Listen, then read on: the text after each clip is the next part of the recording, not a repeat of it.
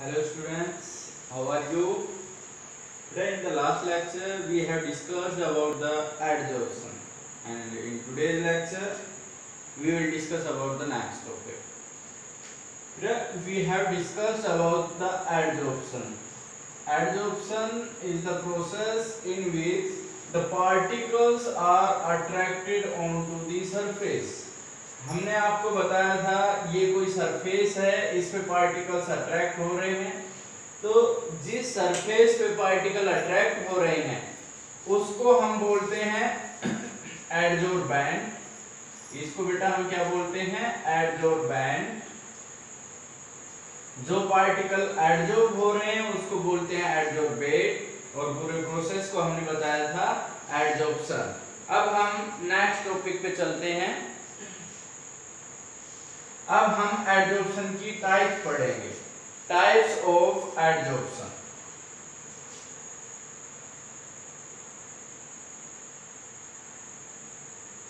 Types of adsorption. बेटा adsorption की types पढ़ेंगे तो पहली टाइप हम पढ़ेंगे फिजिकल एडजॉर्प्शन। फिजिकल एडजॉर्प्शन, या फिर हम इसको फिजिजॉर्प्शन भी बोलते हैं। फिजिजॉर्प्शन, ये इसका दूसरा नाम। इसको वैन डर वाल एडजॉर्प्शन भी कह सकते हैं। कई बार कहा गया है, कह देते हैं, पूछ लेते हैं, तो आपको कंफ्यूज नहीं होना है उसमें। अब आप क्या कहोगे कि व्हाट इज फिजिकल एडजॉर्प्शन?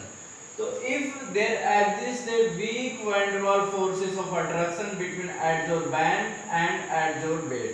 बेटा वो सरफेस जिस पे एडजॉर्प्शन होती है और वो पार्टिकल जो एडजॉर्ब होते हैं उनके बीच में एक अट्रैक्शन तो होगा ही। अगर एक वीक अट्रैक्शन है, उनके बीच में एक weak van der Waals force of attraction है, तो उसको हम फिजिकल एडजॉर्प्शन या फिजिजॉर्प्शन बोलते हैं। In the exam you will write that if there exist a weak van der Waals force of attraction between adsorbent and adsorbate, then it is known as physical adsorption और physisorption. कहने का मतलब ये है कि इनके बीच में बहुत वीक अट्रैक्शन है, ये है और इस सरफेस पे पार्टिकल आ रहा है। अगर इसमें एक वीक अट्रैक्शन है तो इसको हम कहेंगे फिजिकल एडजॉर्प्शन। अब इसकी कैरेक्टरिस्टिक्स पढ़ेंगे हम। Characteristics, characteristics of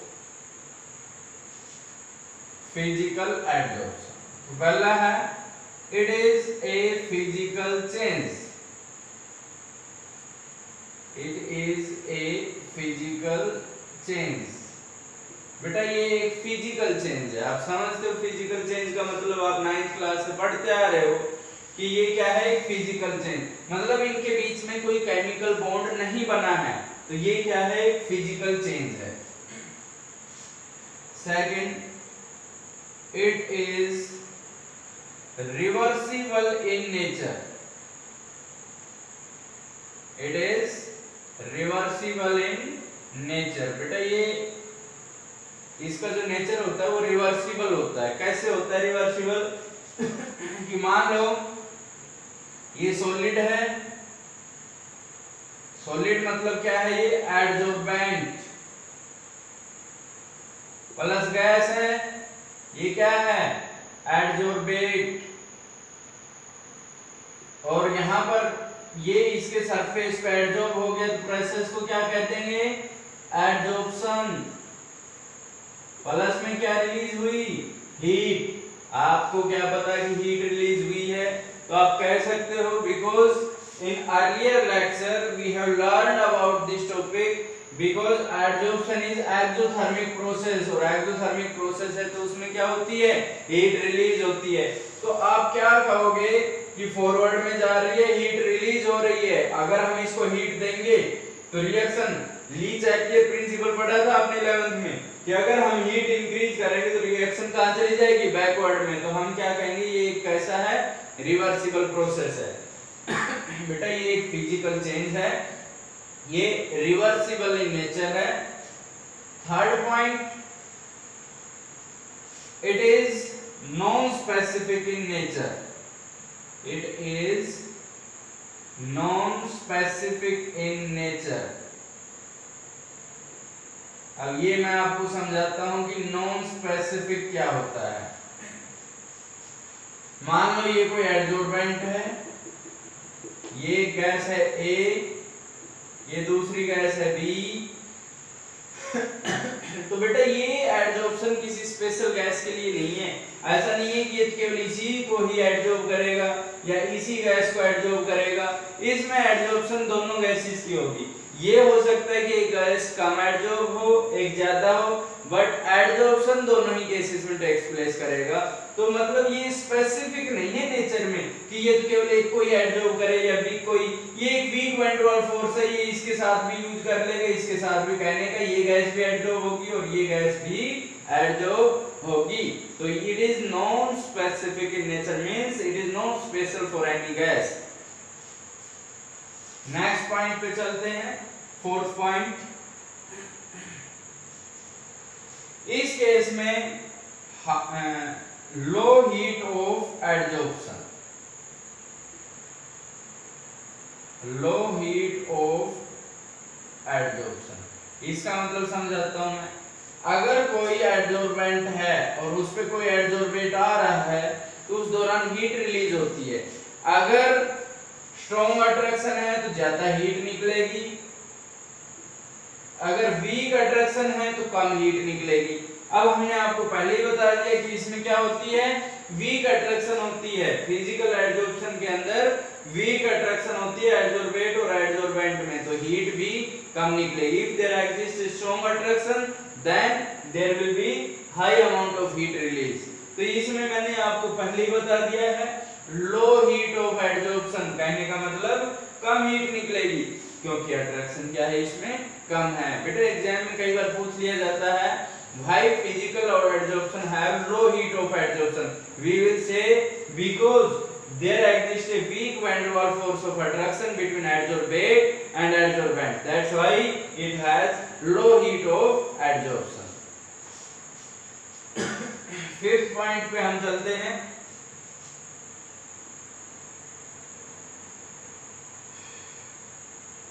nature of gas. बेटा फिजिकल एडजॉर्प्शन गैस के नेचर पे डिपेंड करता है। जिस गैस का, जैसे कि हमने पहले भी पढ़ा था कि अगर क्या है क्रिटिकल टेम्परेचर हाई है then then adsorption will be high. आपको बताया था कि क्रिटिकल टेम्परेचर ज्यादा है तो अट्रैक्शन भी ज्यादा होगी, इजीली लिक्विफिएबल है और एडजॉर्प्शन भी क्या होगी, ज्यादा होगी। तो इस पॉइंट को भी ध्यान में रखें। जो सिक्स्थ पॉइंट है वो ये है लो एक्टिवेशन एंथैल्पी, लो एक्टिवेशन एंथैल्पी। बता रहा हूं बेटा इसका मीनिंग क्या है। इस एडजॉर्बेंट और इस एडजॉर्बेट के बीच में जो बॉन्ड बनेगा, जो अट्रैक्शन बनेगी, उसके लिए इनको एनर्जी चाहिए, हीट एनर्जी चाहिए। तो अब अगर ये इसके पास आ रहा है और इसको एक वीक बॉन्ड बनाना है तो वीक बॉन्ड के लिए एनर्जी भी क्या चाहिए, कम ही चाहिए। तो एनर्जी तो इसको ना के बराबर चाहिए, नो भी कह सकते, नो एक्टिवेशन एंथैल्पी या लो एक्टिवेशन एंथैल्पी, इसको बहुत कम हीट चाहिए। ठीक है बेटा, ये 6 पॉइंट हो गया। 7th point, multi molecular layer, multi molecular layer. ये एडजॉर्बेंट है, इस पे एडजॉर्बेट आ रहा है, एडजॉर्ब हो गया, एक लेयर बन गई। क्योंकि इनके बीच में एक वीक अट्रैक्शन है तो गैस के ऊपर बेटा दूसरी गैस आ सकती है और इस तरीके से एक लेयर और बन सकती है और फिर एक लेयर पे लेयर और बन सकती है। कहने का मतलब ये क्या कह रहा है कि ये मल्टी मॉलिक्यूलर लेयर बनाता है, एक लेयर, उस पे दूसरी लेयर, उस पे तीसरी लेयर। तो इसमें लेयर के ऊपर लेयर बनती चली जाती है, multi molecular layer. And the last point, effect of temperature. Effect of temperature, temperature का क्या इफेक्ट है, हमने फैक्टर्स अफेक्टिंग में पढ़ा था कि if we increase the temperature adsorption decreases, inverse relation है। तो हम क्या कहेंगे, physical adsorption decreases with increase in temperature. अगर हम टेम्परेचर बढ़ाएंगे तो ये पार्टिकल्स दूर जाने लग जाएंगे, इनकी काइनेटिक एनर्जी इंक्रीज हो जाएगी, इनके बीच का अट्रैक्शन टूट जाएगा, पार्टिकल्स दूर चले जाएंगे, एडजॉर्प्शन क्या हो जाएगी, डिक्रीज हो जाएगी। तो आपको याद रखना है, physical adsorption decreases with increase in temperature. बेटा these are the 8 characteristics of physical adsorption. Now we will discuss the next type of adsorption, that is chemical adsorption.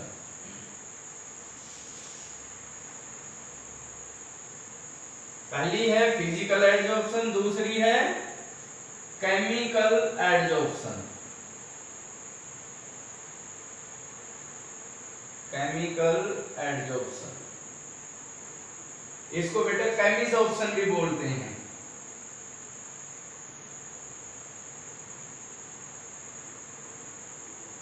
इस नाम से अगर पूछ लिया जाए तो आपको कंफ्यूज नहीं होना है। अब पहले इसकी डेफिनेशन पढ़ेंगे, व्हाट इज केमिकल एडजॉर्प्शन। बेटा इसमें भी वही एडजॉर्बेंट है और एडजॉर्बेट है, इनके बीच में बॉन्ड बनेगा।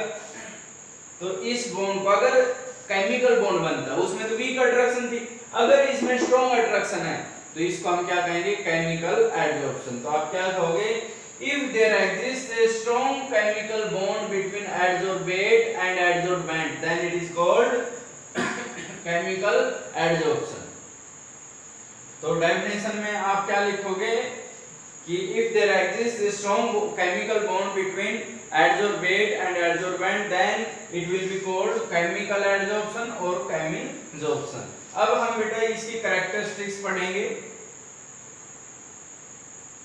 कैरेक्टरिस्टिक्स,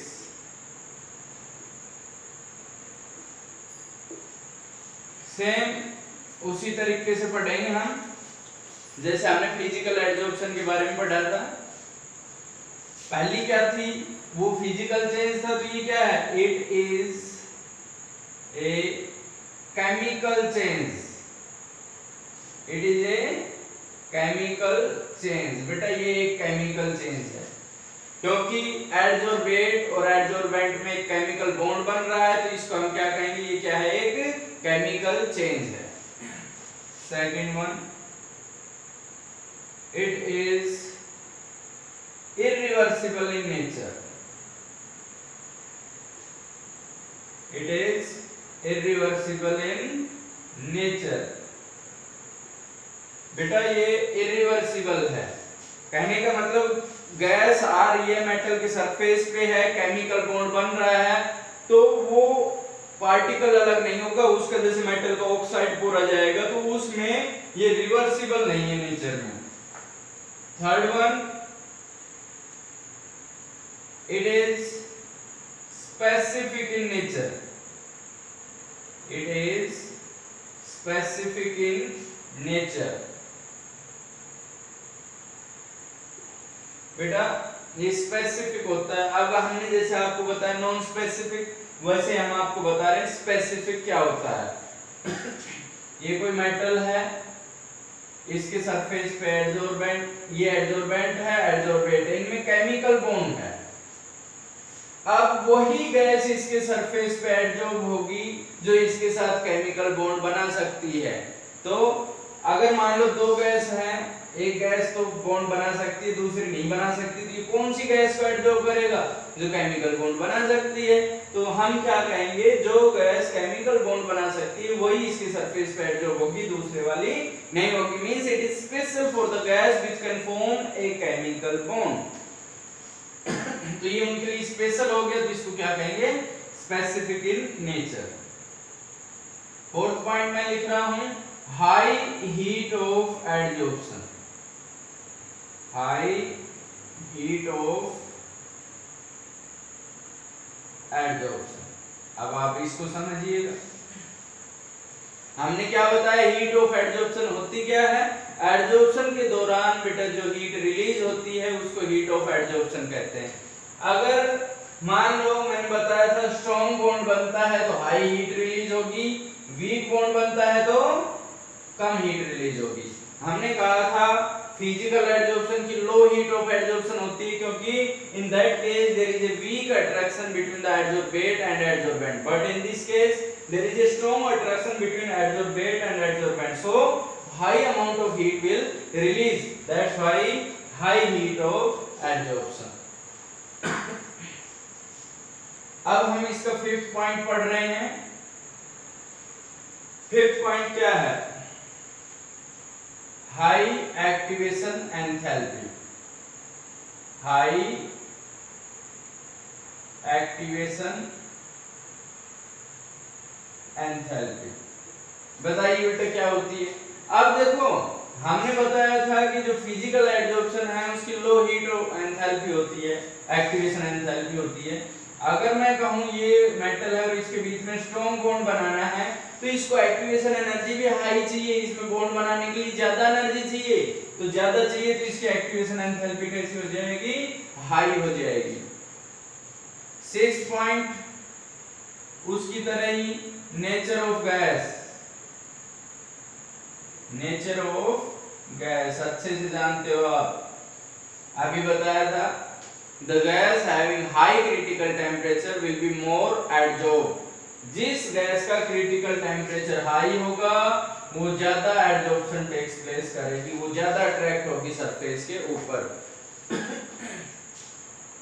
सेवंथ मैं आपको बता रहा हूं effect of temperature, that is very important. Effect of temperature, हमने फिजिकल एडजॉर्प्शन या स्पेशल जब एडजॉर्प्शन पढ़ा था उस केस में हमने बेटा बताया था कि अगर हम टेम्परेचर बढ़ाएंगे तो एडजॉर्प्शन डिक्रीज होती है। इसमें थोड़ा सा डिफरेंट है, थोड़ा सा चेंज है। First increases when we increase the temperature, chemical adsorption first increases and then decreases. Note करना इस चीज को, बहुत इंपॉर्टेंट पॉइंट है। With increase in temperature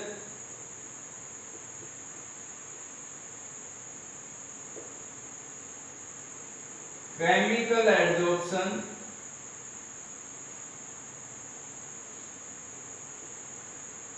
first increases and then decreases।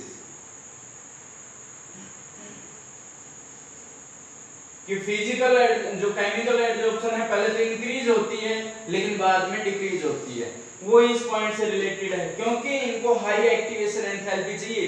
Starting में इसको बॉन्ड बनाने के लिए बेटा ज्यादा एनर्जी चाहिए, तो जो हीट जो टेम्परेचर हम इंक्रीज करेंगे उसको ये बॉन्ड बनाने में यूज कर लेगा। अब मान लो ये एडजॉर्बेंट है, एडजॉर्बेट आया, बॉन्ड बनाना है, एनर्जी चाहिए, तो जब हम टेम्परेचर इंक्रीज करेंगे तो एनर्जी इसको वहां से मिल जाएगी, ये इसके साथ बॉन्ड बना लेगा, तो इसका मतलब एडजॉर्प्शन बढ़ रही है। But when we again increase the temperature, अगर बढ़ाते ही चले गए तो फिर ये बॉन्ड टूटना शुरू हो जाएगा, ये पार्टिकल्स दूर चले जाएंगे, एडजॉर्प्शन डिक्रीज हो जाएगी। फिजिकल एडजॉर्प्शन में ऐसा इसलिए नहीं हुआ क्योंकि बॉन्ड बनाने के लिए एनर्जी चाहिए ही नहीं थी, तो एडजॉर्प्शन इंक्रीज होने की वजह से सीधा डिक्रीज हुआ। इसमें पहले बॉन्ड बनाने के लिए एनर्जी चाहिए थी, तो टेम्परेचर इंक्रीज करने पर उस एनर्जी का इसने यूज किया। Again when we increase the temperature, ये बॉन्ड टूटना शुरू हो गया, पार्टिकल्स दूर जाना शुरू हो गए, तो केमिकल एडजॉर्प्शन क्या हो गई बेटा, डिक्रीज हो गई। ध्यान रखिएगा, इंपॉर्टेंट पॉइंट है, नोट करना, इंपॉर्टेंट लिखना है इस पे। In case of chemical adsorption, when we increase the temperature, chemical adsorption first increases and then decreases। Last point इसका unimolecular layer। unimolecular layer, अब फिजिकल एडजॉर्प्शन में तो हमने बताया था कि मल्टीमोलिकुलर लेयर, इस केस में यूनिमोलिकुलर लेयर, मतलब इस पे एडजॉर्प्शन होगी तो बेटा एक लेयर बनेगी, उसके बाद मल्टीमोलिकुलर लेयर नहीं बनेगी, मतलब इस लेयर पे लेयर नहीं आएगी। क्यों नहीं आएगी? Because there exists chemical bond between gas particle and the adsorbent. यहाँ तो केमिकल बॉन्ड है, अब अगर इस सरफेस पे दूसरी गैस आती है तो गैस के साथ यहाँ पर केमिकल बॉन्ड नहीं बना पाएगी, क्योंकि वो किसके साथ बना रही है, मेटल सरफेस, इस सरफेस के साथ ही बना रही है। तो ये केवल एक लेयर बनाती है, इसलिए इसको यूनिमॉलिक्यूलर लेयर बोलते हैं। बेटा these are the 8 points of chemical adsorption. Exam में बेटा अक्सर इन पे क्वेश्चन आता है, ऐसे आ सकता है कि भाई how does temperature affect the chemical adsorption, ऐसे आ सकता है कि why chemical adsorption have high heat of adsorption, physical adsorption है उसके बारे में आ सकता है, या सिंपली कह सकते हैं write down the 3 differences between physical and chemical adsorption. तो आपको ये सारे पॉइंट्स आने चाहिए, पता होने चाहिए, ठीक है बेटा। तो ये तो हमने टाइप्स पढ़ी हैं एडजॉर्प्शन की, फिजिकल एडजॉर्प्शन और केमिकल एडजॉर्प्शन। आप इनके पॉइंट्स लिखोगे और फिर इनके डिफरेंसेस भी लिखोगे, एक तरफ फिजिकल एडजॉर्प्शन लिख देना, दूसरी तरफ केमिकल एडजॉर्प्शन आप लिख दोगे। अब हम आगे चलते हैं, topic Freundlich adsorption isotherm.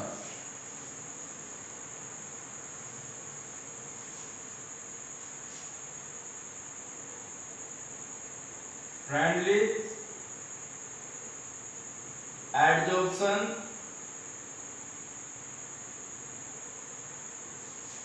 Isotherm.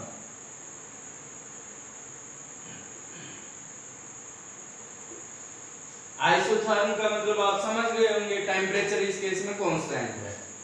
बेटा एक ग्राफ खींचा जाता है एक्चुअल में x/m, x/m मतलब अमाउंट ऑफ एडजॉर्प्शन, इसको हम कह सकते हैं अमाउंट ऑफ एडजॉर्प्शन। ये मैंने पहले भी बताया था, it is the mass of adsorbent and it is the mass of adsorbate, कि कितने एडजॉर्बेंट पे कितना एडजॉर्बेट एडजॉर्ब हुआ है उसको हम क्या कहते हैं, अमाउंट ऑफ एडजॉर्प्शन। दूसरी तरफ हमने क्या ले लिया, प्रेशर ले लिया P, इसमें हमने ग्राफ ड्रा कर दिया। बेटा आप देखिएगा हमने क्या रिलेशन बताया है प्रेशर और एडजॉर्प्शन के बीच में। We have told you that pressure is directly proportional to adsorption. अगर हम प्रेशर इंक्रीज करेंगे तो एडजॉर्प्शन भी क्या होती है, इंक्रीज होती है, ऐसा हमने आपको बताया था। तो ये एडजॉर्प्शन इंक्रीज हो रही है और इस ग्राफ को नोट करना है। यहाँ पर मैं इसके 3 पोर्शन बना के दिखा रहा हूँ आपको। फर्स्ट में बिल्कुल डायरेक्ट चेंज हो रहा है, सेकंड में थोड़ा सा कम चेंज हो रहा है, थर्ड में तो ये क्या हो गया, कांस्टेंट हो गया। ये सैचुरेशन पॉइंट बोलते हैं इसको। सैचुरेशन पॉइंट का मतलब आप समझते हैं अच्छे से कि हमने जब शुरू में प्रेशर बढ़ाया तो एडजॉर्प्शन भी बढ़ी, x/m की वैल्यू डायरेक्ट बढ़ रही है, फिर थोड़ा सा कम बढ़ रही है और लास्ट में क्या हो रहा है, सैचुरेशन पॉइंट मींस ऐसा पीक पॉइंट पहुंच गया। अब यहां से चाहे हम कितना भी प्रेशर बढ़ा लें इसके पैरेलल जाएगा, कोई एडजॉर्प्शन नहीं बढ़ेगी। तो इन्होंने क्या ऑब्जर्व किया कि first point at low pressure,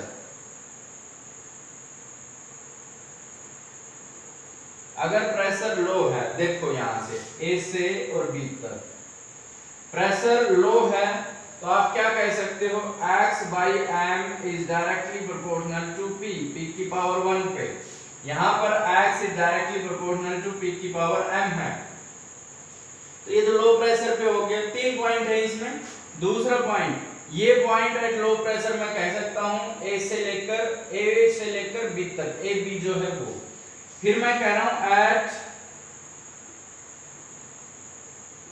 very high pressure.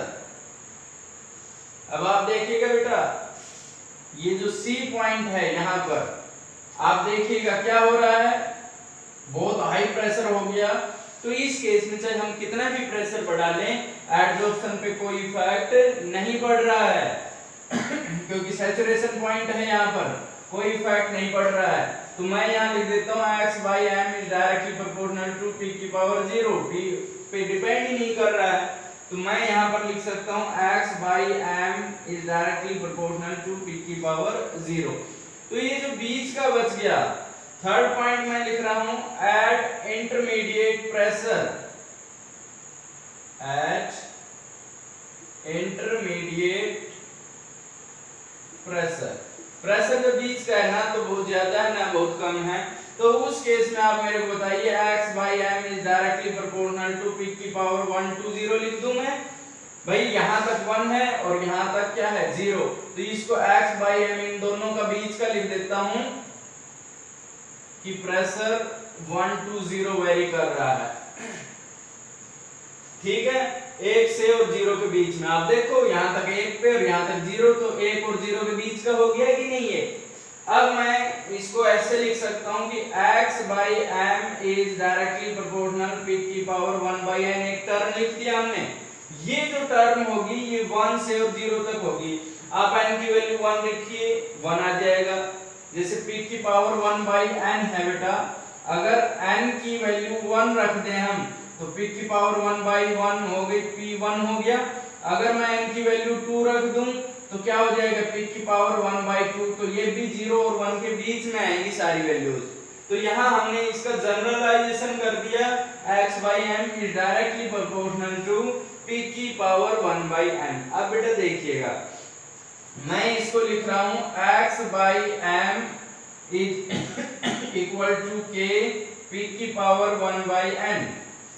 ये प्रोपोर्शनैलिटी कांस्टेंट लगा दिया हमने। इसके बाद क्या होता है x by m is equal to, log ले लेते हैं हम इसका हम लेंगे यहाँ पर log, यहां से लिख देता हूं मैं इसको आगे, log x by m is equal to, आप देखो log m plus n, sorry log m into n, तो log k प्लस log पीक की power 1 by n। log m into n लिखेंगे तो हम लिखते हैं log m plus log n। अब देखिएगा इसको हम लिख दें log x by m is equal to, पहले इसको लिख दें, पावर है वो आगे आ जाएगी 1 by n log p plus log k। ये इक्वेशन बन गई बेटा। अब इस केस में हम इसको कंपेयर कर सकते हैं y is equal to mx plus c। इस तरह से ग्राफ हमने केमिकल काइनेटिक्स में ड्रा किए थे, तो आप करिए इसमें ग्राफ ड्रा करिए। y ऊपर की तरफ होता है तो log x बाई m को लिख दें यहाँ पर log x by m। x क्या है इसमें log p, तो x की जगह हम क्या लिख देंगे log p। m स्लोप होता है तो यहाँ पर स्लोप हो गया 1 by n। 1 by n slope है बेटा, मैंने कहा तो पॉजिटिव है तो नीचे की तरफ, अगर नेगेटिव है तो नीचे की तरफ, पॉजिटिव है तो ऊपर की तरफ, ये ऊपर की तरफ जाएगा। c है इंटरसेप्शन, अगर ये 0 होता तो हम यहाँ से लगाते, लेकिन अब इसकी कुछ वैल्यू है तो हम इसको थोड़ा सा ऊपर से खींच देंगे। ये स्लोप हो गया 1 बाई n और ये जो इंटरसेप्शन है ये कितना है log k। ये इसके लिए बेटा ग्राफ हो गया। ये इंपॉर्टेंट पॉइंट है, कम से कम 3-4 कॉम्पिटिटिव एग्जाम में ये क्वेश्चन इस पे पूछे जा चुके हैं, तो आपको इनको ध्यान से स्टडी करना है, ध्यान से पढ़ना है, क्योंकि इंपॉर्टेंट टॉपिक है एग्जाम के हिसाब से भी और कंपटीशन के, सीबीएसई के हिसाब से भी और कंपटीशन के हिसाब से भी। तो आप जो चीजें मैंने आज पढ़ाई है इनको ध्यान से पढ़ेंगे, इनके नोट्स बनाएंगे, फिर मैं इन पे क्वेश्चंस पूछूंगा, आपके पास क्वेश्चन भेजूंगा। ठीक है, तो बेटा ध्यान से पढ़ें इन चीजों को। जय हिंद, जय भारत।